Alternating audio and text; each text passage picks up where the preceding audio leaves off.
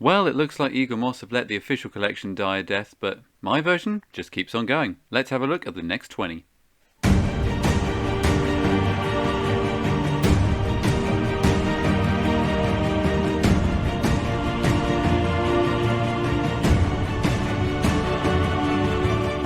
Hello everyone, MMC Fan here, and welcome to another instalment in my What If I Were in Charge of the Marvel Movie Collection series, as I go through what each and every issue of the collection would have been if I were calling the shots rather than the ones we got. The collection itself is now over. It's brilliant on the whole, but there were some characters that were seriously missing and some weird design choices that they shouldn't have gone with, so let's have a look at what could have been.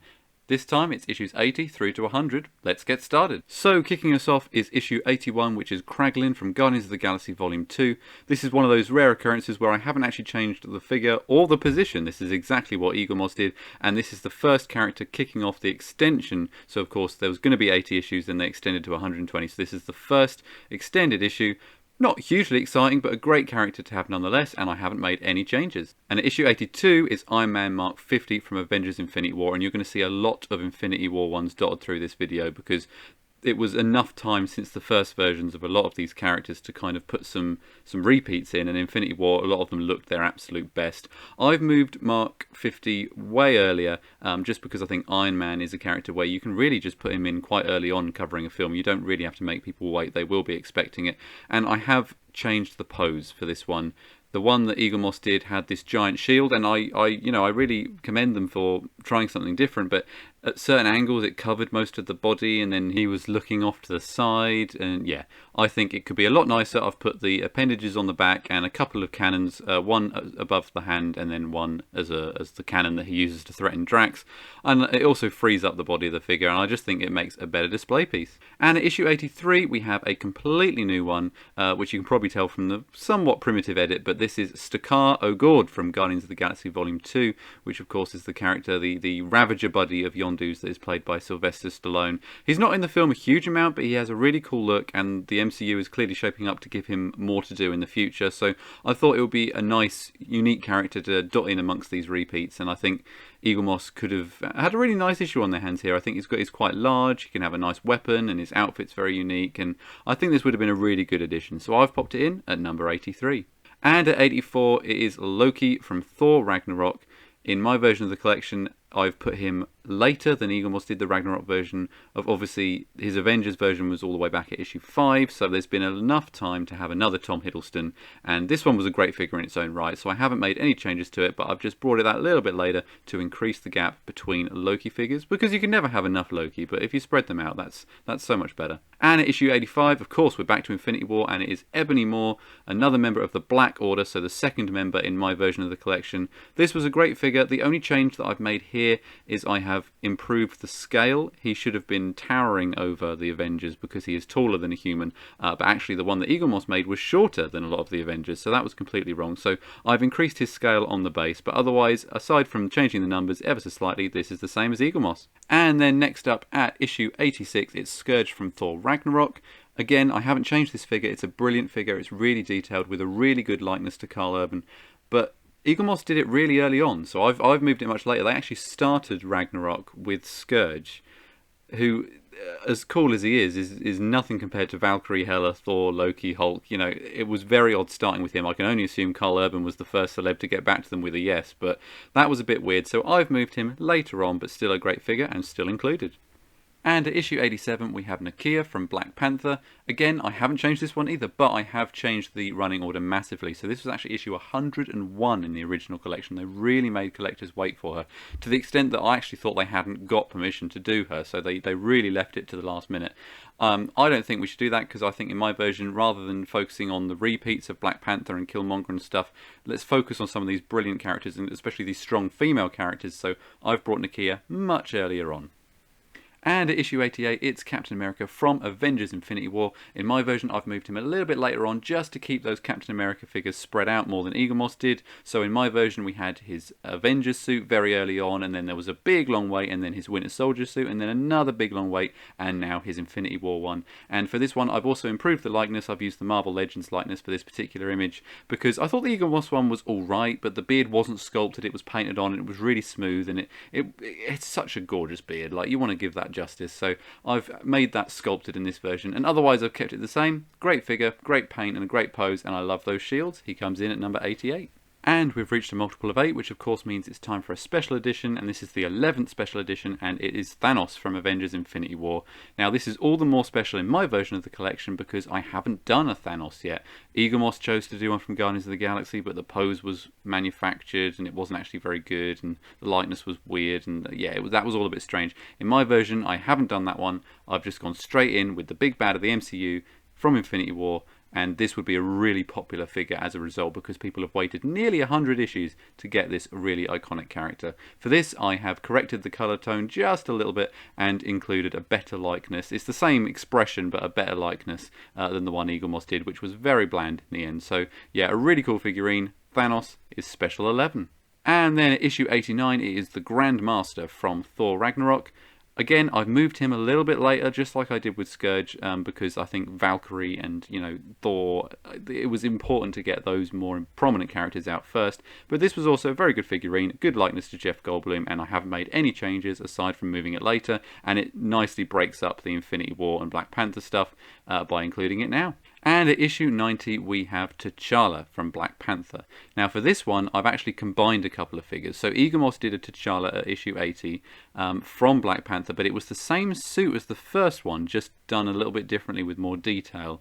And that just felt like a complete waste. And then for Infinity War, they did his kinetic suit, which of course he gets in Black Panther. So I've combined the two, so I've got that fantastic Chadwick Boseman likeness on the figurine from Infinity War. So this actually makes a kinetic suit for Black Panther. So you get Black Panther from his own film, but he looks substantially different to when I got him ages ago from Civil War. And I think this has actually made a really, really good figure that I wish existed, and I wish they'd done this rather than two different ones because it saves a place in the collection and it looks really cool.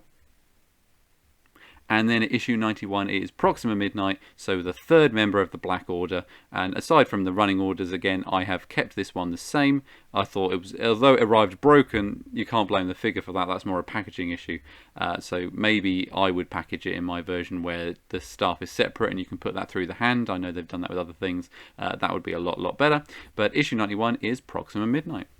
And at issue 92 it is Ghost from Ant-Man and the Wasp. So we haven't had much from Ant-Man and the Wasp recently, so I've put another one in. And this one I've made a lot of changes. So obviously, infamously, Eaglemoss did a version in this pose with the mask on, and then they did the exact same figure again, just see-through, and it was like the cheapest, biggest cop-out that they could have done, and everyone hated it. It was voted the worst figure in the collection. So I've done what they should have done in the first place. Use that really cool translucent stuff, but use it just for the main figure. So what I've done is we've got half of it, or just over half, in full paint, and then half of it in the poly resin, and it looks like she's physically phasing from left to right, and I think that's really, really cool. And also I've put the helmet in her hand so that you can actually put the likeness, which is what Marvel Legends did, so clearly the actress was happy for that to happen. So yeah, we've got the likeness, we've got the phasing, and I've put the logo on the base, so I've made a ton of changes that makes what was actually an okay figure into actually a really interesting one doing something new. So Ghost at issue 92. And at issue 93, it's Winter Soldier from Avengers Infinity War. Now, this is a repeat that Eaglemoss did, but Eaglemoss did it as the third time Bucky was in the collection because they also did him from the first Avenger. I haven't done that. In order to spread them out and keep it interesting, I did the original one when he was a villain from the Winter Soldier way back near the beginning, and only now am I doing him again. And I have used the likeness from the heavyweight figure from America. I still don't think it's amazing, but it is so much better than the likeness Eaglemoss used for the resin ones over here. I don't know how they managed to get that product out. I think I'd be really embarrassed if I produced that. It's probably one of the worst likenesses in the collection. Otherwise, a worthy repeat, which is why I've included it. And at issue 94, it's Aldrich Killian from Iron Man 3. Now, I know this is a weird choice at this point in the collection, but what I wanted to do is I wanted to save a few Phase 1 and Phase 2 characters so that I could drop them in throughout all the Phase 3 stuff, just to add that extra little bit of variety. I think if you just get stuck into Infinity War and Endgame alternating over and over again, it does tend to get a bit old and you do get a lot of repeats. So I thought this isn't actually a very exciting issue, but if you make people wait for it, you know, there's a gap in the collection, they've got the Mandarin but they haven't got Killian, now you can add him. And the only change I've made here is made him bigger on the base, like I did with Ebony more, because again, this was a really underscaled version in the original collection. And at issue 95, it is Iron Spider. Now, when this figure was revealed, they revealed it by accident, but when they revealed it properly for the main collection, everyone just lost their shit, because this was a huge deal. Spider-Man in the collection, they didn't think it was possible because they hadn't made an agreement with Sony, and this was a really, really big deal. But in my version, we've actually already had Spider-Man twice, because, you know, I'm covering all of the films. So this is just a third repeat, just a really good alternative suit to display Spider-Man with, and I think that's still absolutely fine, which is why I've moved it a little bit later on, just to give more of a gap from that Homecoming homemade suit. I've corrected the eyes. I think the eyes looked better on the heavyweight version, which is what I've used here, but otherwise it just was a really good figure and everyone loved it, so it had to still be included, and I've gone for it at issue 95. And at issue 96, it's another character from Ant-Man and the Wasp, and it is, of course, Luis, who is always hilarious, one of my favourite Ant-Man characters. And this was a character that Egomorph didn't even attempt, they didn't touch, and I think that's such a shame because he is so hilarious. For the basis of this image, I've used the Marvel Legends figure, and I've also given him Hank Pym's lab, just to give him that little extra bit of interest. But yeah, I think it's a really cool character, and I think this is actually quite funny, but it is a good likeness that Hasbro managed to get, so it would have been really nice to get something similar to this in the collection, and putting him with his ex-con badge, of course, makes him an Ant-Man and the Wasp version rather than the first Ant-Man. So Luis, a really cool character, but of course he is just in regular clothes, he's in a suit. So what I tend to do then is make sure it's an issue that comes with a special at the same time to keep it really, really interesting. So, of course, it's a multiple of 8, and here's time for the next special, which is the 12th one, Cull Obsidian, from Avengers Infinity War. So you get Luis, who's a great character, but he is just a guy in the suit, but you also complete your Black Order at the same time, and Cull Obsidian was an incredible issue. It's now very hard to find. I haven't made any changes here whatsoever, so the Black Order is now complete in the collection alongside issue 96. And at issue 97 is Scarlet Witch from Avengers Infinity War. Now this is much the same as Bucky and other characters, where Egomorph did the repeat, and I've also done it, but I've moved it later on, so there's even more of a gap from that first Wanda figurine, and I've made some much needed updates. So for a start, the powers in the hands, Egomorph went for these, they almost just look like golf balls. They really didn't commit to the powers at all. They might as well have not done them. I've used the ones from the Legends figure, I've made them big, and that makes for a much, much better figure. And the likeness, I mean, this was again one of the worst likenesses in the collection, so I've just lifted a likeness from a Marvel Legends figurine, put it on there, and it looks so much more like Elizabeth Olsen, and this would be a really, really popular figure to all of those, like so many Scarlet Witch fans out there. So I would put it at issue 97, Infinity War, Wanda Maximoff, Scarlet Witch, actually looking like herself and looking powerful. And at issue 98, it's Ulysses Claw from Black Panther. I have made no changes here. The only thing that has changed really is that it's later on in the numbering, because it had to move aside to make room for all those other additional ones that I added in. But it's a great figure, and I haven't changed it. It's at number 98. And at issue 99 is another repeat, so it's Star-Lord from Infinity War, and I've kind of done the opposite of what Egomorph did. So I've looked at Guardians of the Galaxy, and in all of the promo photos and artwork for that, pretty much all of them, Star-Lord is wearing his mask, and for Infinity War, pretty much all the promos, he wasn't wearing his mask. So it made sense to do the figures that way round, because it reflects how often he used the masks in the films. And of course Egomorph didn't do that. They put a half-decent Chris Pratt head on it in the first instance, and then this time around they put this tiny mask on there. It just didn't work. So what I've done is I've mimicked this piece of concept art, and I've used a Chris Pratt likeness on the rest of the figure, and I think it's just elevated it immediately, and as I've already used the mask, people aren't missing out on that either. So a repeat, but it's so long since the first one. The first one was issue 7, so it's time to get another one, and this time it has the likeness. And that brings us to the final figure in this video, and it's the landmark 100th issue. Now, what did Egomorph do? They did another Iron Man armor, and it was cool. You know, it had battle damage and stuff, but it didn't feel right for issue 100. So I have gone for Captain Marvel, who's just such a prominent character now in the MCU, but at the time she was brand new. Make her issue 100. It's a new Avengers character in their first solo film. It's the perfect time to introduce them. I haven't changed the figure. I think this was a good figure. Some of them are painted better than others, but on the whole it was good. And this is the landmark 100th issue. You actually get a new character for reaching that milestone.